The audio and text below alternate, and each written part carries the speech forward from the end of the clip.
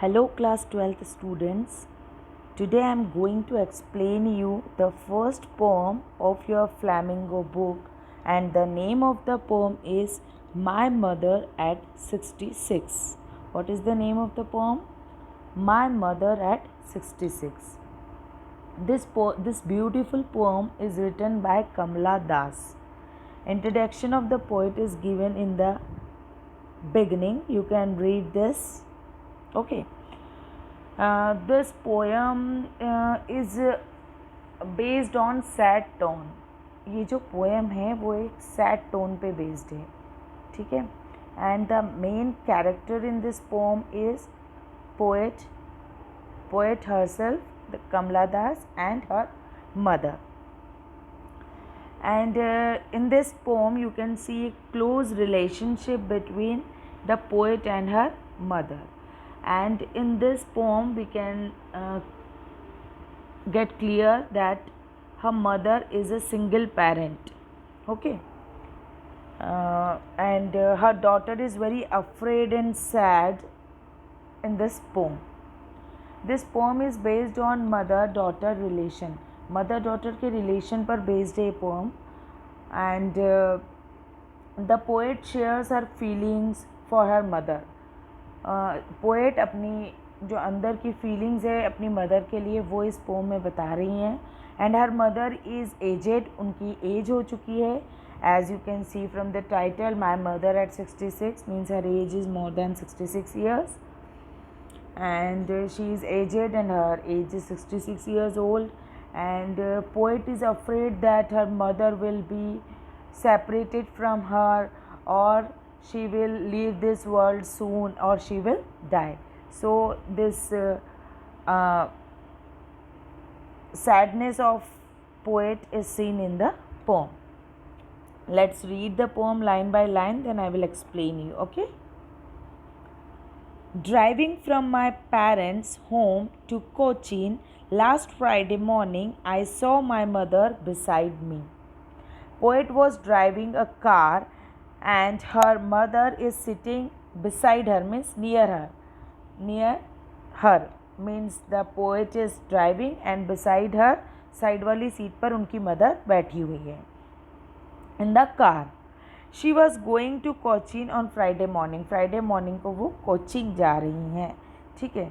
She was going to the airport, or during while driving to airport all these thoughts came in her mind. Next, doors open, mouthed her face ashen like that of a corpse, and realized with pain that she thought away and looked, but soon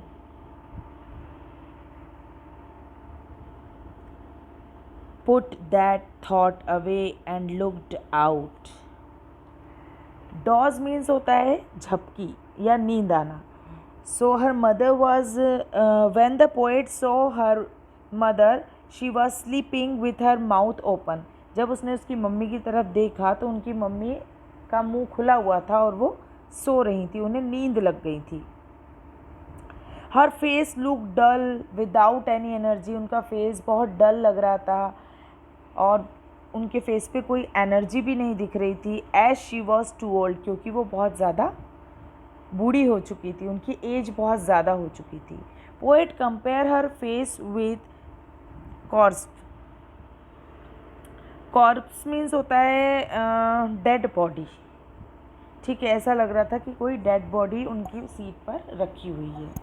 poet thought that her mother is too old and any time she can leave her और die. उसे poet को बार बार ऐसा लग रहा था कि मेरी mother की एज बहुत ज़्यादा हो गई है और उनकी कभी भी डेथ हो सकती है. And she was feeling very sad for her mother. She realize all this while looking to her mother's face. जब उसकी मदर के फेस को पोएट देख रही थी तब ये सारी फीलिंग उनके अंदर आ रही थी. Looked out at young trees sprinting, the merry children spilling out of their homes. अब पोएट यहाँ पर poet was very sad and she thought very negative thoughts were coming in her mind, and suddenly she want to change her thoughts. What she does, she look outside the window. उनके दिमाग में, poet के दिमाग में बहुत negative thoughts आ रहे थे उनकी मदर को लेकर, तो उन्होंने विंडो से बाहर देखा. She want to divert her mind, वो अपने माइंड को डाइवर्ट करना चाहती थी. तो उन्होंने विंडो के बाहर देखा, और विंडो के बाहर उन्हें क्या लगा कि यंग ट्रीज़ दिख रहे हैं, बहुत young energetic green leafy trees दिख रहे हैं. And it appears like that trees are running very fast. हम जब भी ड्राइव करते हैं तो हम देखते हैं कार में अगर बैठे होते हैं तो कि ट्रीज़ जो हैं वो बहुत जल्दी जल्दी पीछे की तरफ छूटते जाते हैं. तो वो फीलिंग पोएट को भी वहाँ हो रही थी कि यंग ट्रीज़, कलरफुल जो ग्रीन कलर ट्रीज़ हैं वो वेरी फास्ट स्पीड में पीछे छूटते जा रहे हैं. Because she was looking trees from a moving car, क्योंकि वो मूविंग कार में से देख रही थी, इसलिए उनको ऐसा लगा.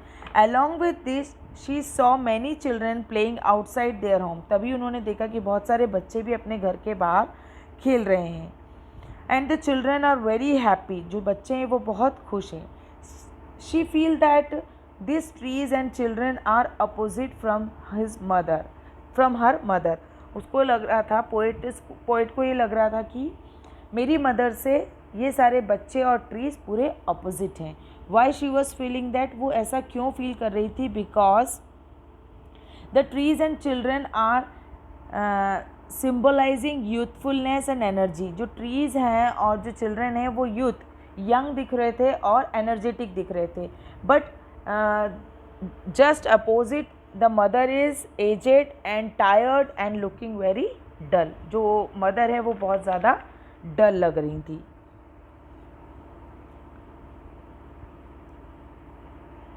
But after the airport's security check, standing a few yards away, I looked again at her, wan pale as a late winter's moon, and felt that old, familiar ache, my childhood's fear. When the poet moved from airport security check, जब वो airport security check से निकली, and her mother was standing at some distance, उनकी mother कुछ distance पे उनके पास, उनसे थोड़ी दूर खड़े हुई थी from her. Then again the poet look to her mother's face. फिर से पोएट ने अपनी मदर के फेस को देखा. हर face was dull, colourless because of her age. उनका फेस तभी भी टायर्ड, डल, कलरलेस लग रहा था, और क्योंकि वो बहुत एजेड हो चुकी थी. And she compared her mother's face with the moon, late winter moon. Winter में जो मून आता है उससे, उस मून से अपनी मदर के फेस को उन्होंने कंपेयर किया. In winter light of moon is dull.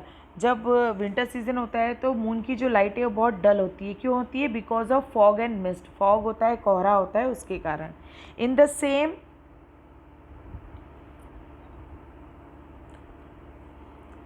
in the same way her mother was looking dull and tired like winter moon. ठीक है, विदाउट एनी एनर्जी. इसी तरह उनकी मदर भी उन्हें विंटर मून की तरह डल लग रही थी. By looking this poet remember her childhood fear. तभी अपने बचपन का एक डर उन्हें याद आया. Which is similar to the pain और fear which she is experiencing now. वही डर, वही पेन उन्हें आज हो रहा था.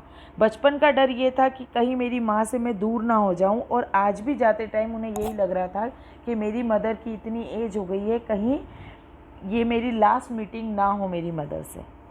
But all I said was see you soon अम्मा, and all I did was smile and smile and smile. Poet was very sad at that time. Poet जो थी वो बहुत ज़्यादा सैड थी, पोएटिस उस time. But she controlled all her emotions. उन्होंने अपने सारे इमोशंस को कंट्रोल करके सी ऑफ हर मदर, उनकी मदर को सी ऑफ किया, और स्माइल करके बोला कि सी यू अम्मा सून. अम्मा मैं आपको जल्दी मिलूँगी, आपसे जल्दी हम लोग फिर एक दूसरे को जल्दी देखेंगे. So this is the end of the poem. I hope you understood the poem. It's a very simple poem. Now poetic device, there is no rhyme scheme in this poem, there is simile. Simile क्या होता है? जब comparison होता है between two things, किसी भी दो चीज़ों में कंपैरिजन होता है और वर्ड्स लाइक एज और लाइक के वर्ड्स यूज़ होते हैं, उसे हम सिमिली कहते हैं. यहाँ लाइन नंबर 5 to 7 में देखते हैं.